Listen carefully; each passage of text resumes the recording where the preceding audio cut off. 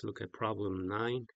A helium balloon is released on the floor in the room at rest, then slowly rise and comes to rest touching the ceiling. During the process, the gravitational potential energy of the balloon has increased. Since energy is conserved, the energy of something else must have decreased during this process. Which of the following is the main contribution to this decrease? And the right answer is E, is the gravitational potential energy of air in the room decreased. The explanation is correct. Basically, um, you have the heavier air coming down, you have the lighter helium going up.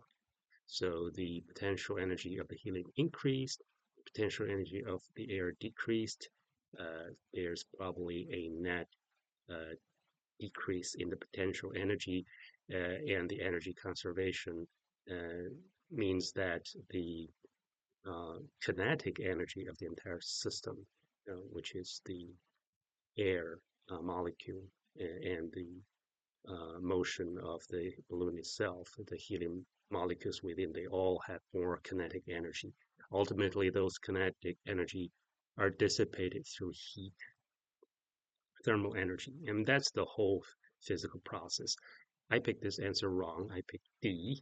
I wasn't thinking too deeply about it because this kind of problem, when it mentions energy conservation, it typically talk about the conservation between the change in potential energy, the total net potential energy, and the kinetic energy, right?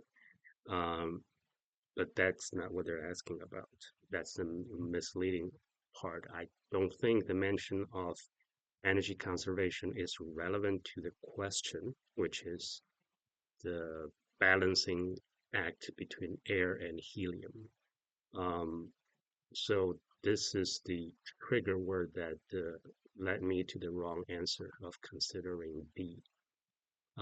Another consideration is this keyword of slowly rising here. This is what I mentioned last time.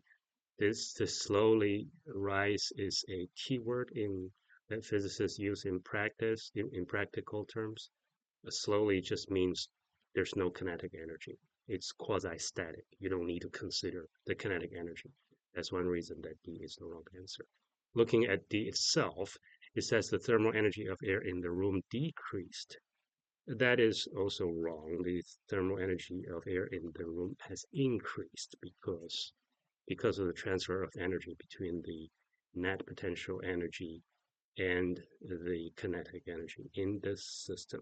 So it's a tricky question.